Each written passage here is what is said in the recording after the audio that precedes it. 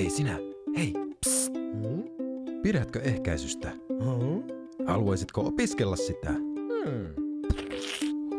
Humak. Yhteisöpedagogi on järjestö- ja nuorisotyön ammattilainen sekä yhteiskunnan asiantuntija. He voivat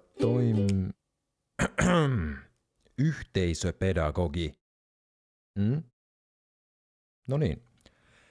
Hän voi toimia työtehtävissä kuten nuoriso-ohjaaja, ehkäisevä työ, projektipäällikkö, seikkailukasvattaja.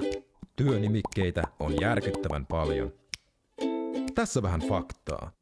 Helsinki on Suomen pääkaupunki.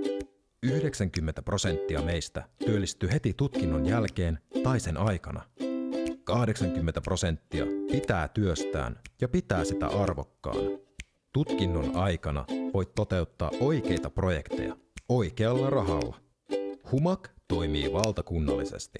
Me olemme siis oikeasti teoriassa joka paikassa. Kuopio, Jyväskylä, Turku, pääkaupunkiseutu. Käy katsomassa humak.fi/opiskelijaksi.